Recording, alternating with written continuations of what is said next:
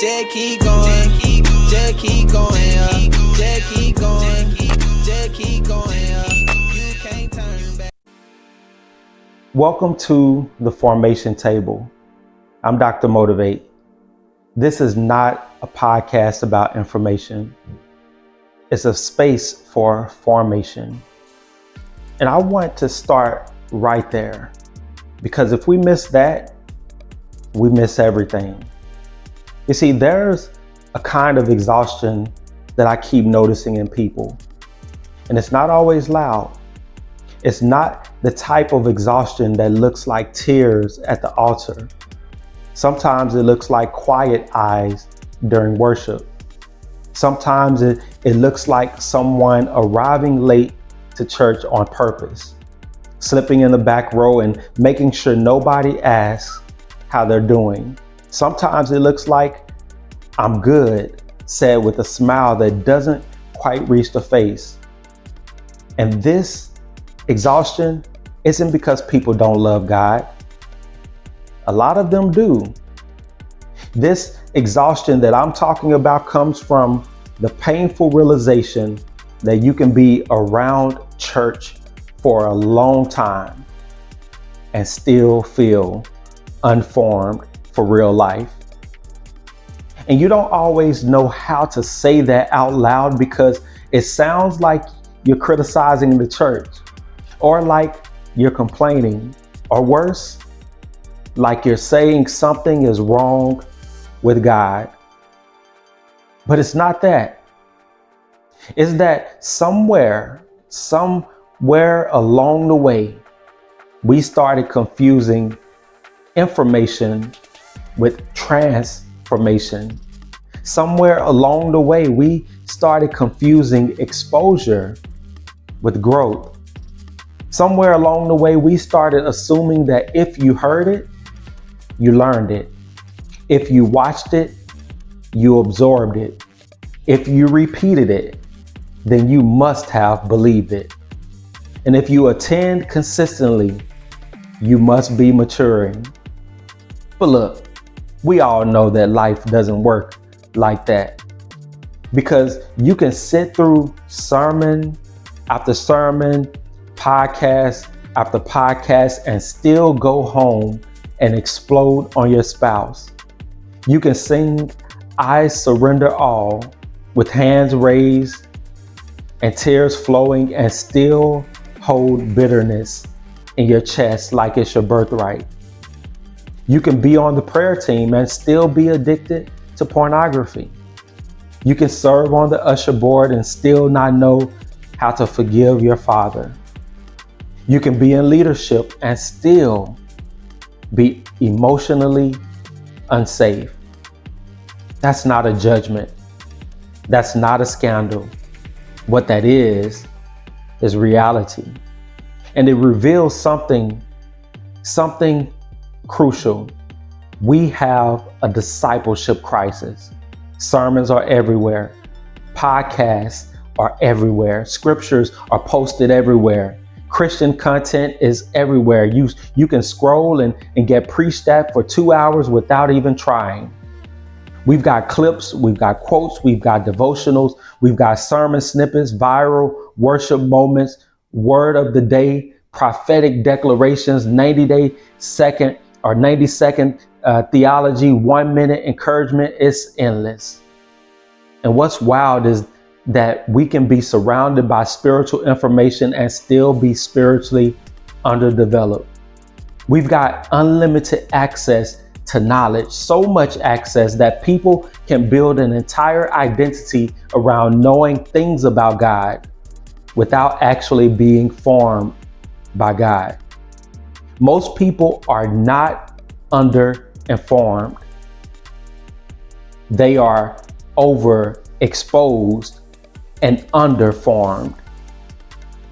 And that distinction matters because the crisis that we are facing is not a teaching shortage. It's not an information shortage. It's not a lack of content problem. It's not even primarily a moral failure problem. What I am describing my brother and my sister, is a discipleship crisis. We don't have a shortage of people who attend church. We have a shortage of people who are becoming more like Christ. We don't have a shortage of church members or people who say that they're followers. We have a shortage of disciples. And you can see it not in how loud services are, but in how weak believers are when life gets quiet. You can see it in how quickly people crumble when they are not being emotionally carried by music and atmosphere that's created on a Sunday morning. You can see it in how shallow patience has become, and how short tempers are, and how common offense is, and how fragile relationships are. You can see it in how many people can not endure correction without leaving. And again, I'm not saying this to attack anybody, because I am looking at the church like family. I'm not outside throwing stones. I'm inside saying something is wrong with the fruit.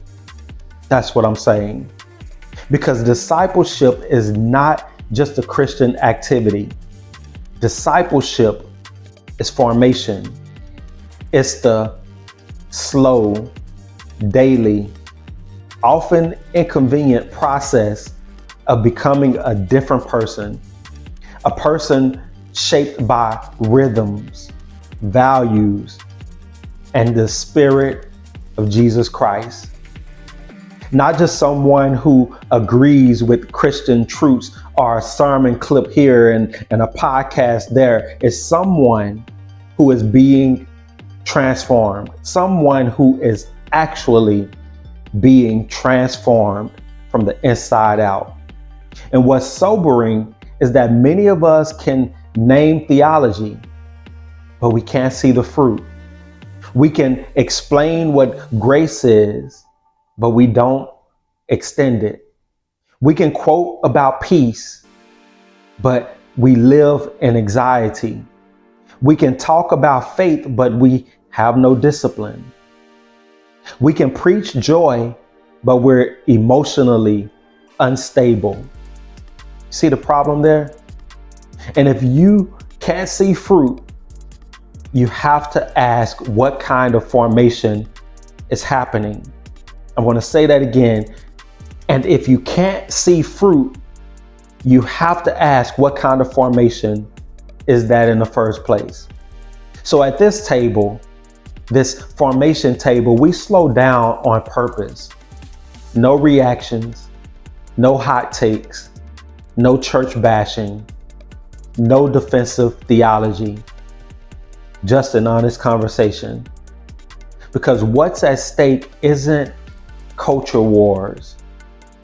What's at stake today in our culture, in our society, is the integrity of our faith. What's at stake is the difference between a church that gathers people and a church that forms people. And there's a difference, a deep, palpable one. At this table, the formation table, we examine patterns, not just what we believe, but what our lives are becoming. Not just what we affirm on Sunday, but what our habits reinforce Monday through Saturday. Not just what we value in theory, but what our environments are quietly producing in us over time. We ask better questions, not louder questions, not the divisive questions, honest questions that require maturity to answer and humility to sit with.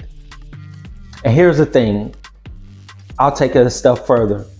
We allow God to do the deeper work that transformation actually requires. Soul changing transformation, not surface work, not performative work, not branding work, but interior work. As my pastor says, the hard work of heart work. That's what we do. The kind of work that, if we're being honest, you can't fake. The kind of work that you can't rush. It's not, you can't put it in a microwave and get instant results. It's the kind of work that you can't outsource. So whether you are here searching for clarity, wrestling with your faith, rebuilding after disappointment, or simply sensing that something in modern Christianity feels hollow compared to what you read in scripture, you're in the right place. So pull up a seat today and let's begin. Because here's the thing, and I'm just going to keep it real with you today. I didn't plan to talk about discipleship like this. Because if I'm being honest with you, about 15 years ago, I was an assistant pastor, and I was fired for saying that discipleship was a foreign concept to the American church. So I'm not talking to you about what I heard about. You see, and the reality is that I'm talking about this not because I don't care about discipleship. I do deeply. I'm talking about discipleship today because discipleship is one of those topics that can instantly turn into either condemnation or cliches. You say discipleship and some people hear shame. Other people hear a sermon series title. Other people hear a program, a 6-week class with a workbook. And I don't want any of that. What I want today is truth. Because I've been sitting with something that keeps showing up in different cities, different churches, different groups of believers. And it's the same feeling for more than 15 years that I've been noticing. It's fatigue. A deep fatigue among people who have been sitting in church for years, even decades, but still feel unformed for real life. And you can hear it when they talk if you listen hard enough. They'll say things like, I love God, but I feel stuck. I go to church, but I'm not changing. Or they might say things like, I keep falling back into the same patterns. Or I don't know what's wrong with me. You'll even hear people say things like, I feel like I've been saved forever, but I'm still battling the same things. You'll even hear them say, I can pray, but I can't change. And here's the hard pill to swallow. They love God. They believe deeply. They attend church when the church is open. They serve, they volunteer, they sing, they shout, they do the fellowship activities, but under the surface, they still feel unstable, still can't manage emotions, still don't have the discipline, still repeat cycles, years after years, decades after decades, still struggle with identity. They still feel spiritually dry. They still don't know how to walk with God outside of a service. And here's what's important. When you really listen to those people, the ones that I'm describing, the ones of us that I'm describing, they're not asking for another sermon. They're not asking for another podcast. They're not saying, please teach me something new. They're saying, I need help becoming. And that's the difference between church attendance and participation and discipleship. You see, discipleship isn't about being inspired once a week or from listening to a podcast. Discipleship is what happens when you become the kind of person who can obey God when you're not motivated, when you're not inspired, when nobody is clapping, when there's no music, when your phone isn't filled with preaching clips, when your soul is dry, when temptation is loud, when your emotions are messy. Discipleship is what happens when you stop letting your feelings lead you and you start letting conviction shape you. It's what happens when your private life begins to resemble your public faith. And I'm going to say this gently, but clearly.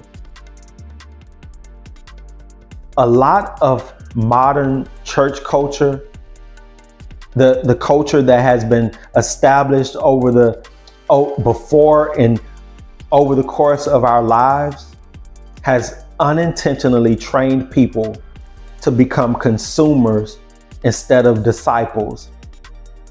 I saw this video once where it described it as like being on a cruise ship versus a battleship. We build systems that keep people engaged, that entertain people, but not always systems that make people mature, that actually form people. Think about it. You can go to church, get a cup of coffee, sit down, get a word, get the worship, get the atmosphere, get the community, get the inspiration, and go right back into a lifestyle that contradicts everything you just experienced and still feel like you're doing okay spiritually because you went to church. You can volunteer weekly and still not have spiritual disciplines. You can be in the building faithfully and still not be formed. You can know the rhythm of church, but not know the weight of discipleship. You can know how to shout, but not know how to suffer and serve well. You can know how to worship, but not know how to endure temptation. You can know how to serve, but not know how to submit. And the reason I'm saying this is because we have to stop confusing movement with maturity. You see, a busy church is not always a discipling church. A full church is not always a formed church. I need you to hear that. A loud church is not always a mature church. And I'm not saying churches don't have challenges. Let's be clear about that. They do. Churches are navigating such immense pressure, expectations, finances, culture shifts, mental health crisis, political division. Look, it's real out there. But we cannot ignore what the fruit is showing us. We have a generation of believers with access to more spiritual information than any generation in human history, and we are seeing widespread immaturity, widespread instability, and widespread shallow spiritual stamina. And at some point, we have to ask, how did we get here? How is that even possible? How do you have that much exposure and still lack that much transformation? Less transformation than at any other time in history. And one answer, not the only one, but a major one, is that discipleship has been replaced with church membership. And church membership isn't wrong. But when membership becomes the goal, discipleship gets neglected. I'm going to say that again. When membership becomes the goal, discipleship gets neglected. We get so caught up in moving people to a next step of participation that we fail to think about discipleship. And what we're calling belonging is often just affiliation. People are connected to a church like they're connected to a brand. They know the culture, they know the lingo, they know the leaders, they know the events, they know when the next conference is, they know what shirt to buy. But discipleship is not branding, it's becoming. What we are calling growth is often just attendance. And what we're calling faith is often just agreement. But agreement isn't discipleship. I need you to hear me here. You can agree with God and still not follow him. You can believe Jesus is Lord and Savior and still not be submitted to his formation. As my pastor also says, you can believe in Jesus Christ as Lord and still live as though he doesn't exist. You can have Christian language in your mouth, but no Christ-like character in your life. And I'm not attacking you. I'm inviting you, because discomfort is part of formation. And the reason the word disciple matters is because a disciple is not a spectator. A disciple, by definition, is a student of a person, not just a student of ideas. A disciple doesn't merely learn information. A disciple undergoes transformation. Discipleship means that you are becoming what you are learning. I'm going to say that again. You are becoming what you are learning. It means your appetite changes, your priorities change, your relationships change, your discipline changes, your response to conflict changes, your humility changes, your endurance changes. And that doesn't happen just because you attend church. It happens because you are being trained. You are being transformed. And training implies structure. It implies time. Training implies inconvenience. It implies accountability. It implies correction. It implies consistency. It implies doing what you don't feel like doing because you're submitted to what God is doing in you. That, my friends, is discipleship. So when I say we have church members, not disciples, I'm not being dramatic. I'm not being cliche. I'm saying we have normalized a version of Christianity that is compatible with comfort, compatible with culture, compatible with convenience, looking no different than a cruise ship. And then we're shocked when believers aren't strong enough to endure the battlefield, to endure suffering, temptation, pressure, delay, disappointment, or correction. We built a convenience faith, a cruise ship faith, a faith experience that feels good, but doesn't always form strong. And then when pressure comes, people collapse, not because God isn't real, but because they weren't formed. You see, formation is different than inspiration.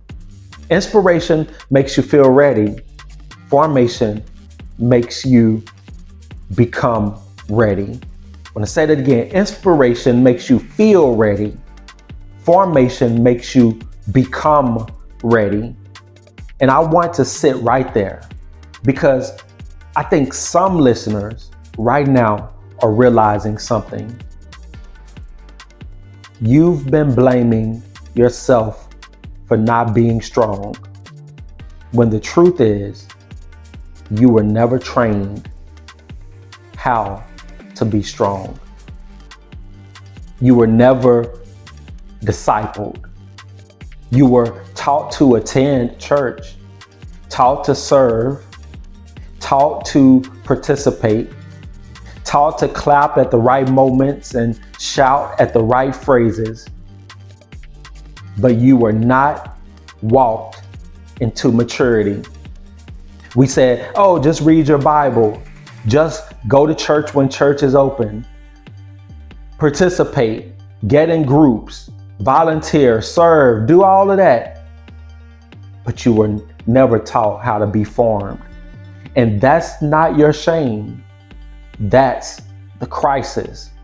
Because when discipleship disappears, Christianity becomes performative. It becomes about image. It becomes about how you look, how you speak, how you appear. We even have entire reality shows called Sunday Best, referring to how you dress, looking your Sunday best. That's where the phrase came from. But discipleship is about who you are when nobody sees, regardless of what you wear. That's where real faith lives. So this is why the formation table exists. Not to critique church culture, not to react to church culture, but to slow down long enough to become honest about what kind of people we are becoming, and to ask, are our environments producing disciples? Or are our environments producing members? Because members can be activated, but disciples are formed. Members can be motivated and inspired. They can clap, they can sing, but disciples are disciplined. Members can be emotional. They can cry at the altar. They can call and respond. They can, respond to the sermon. They can do all of these things, but disciples are grounded.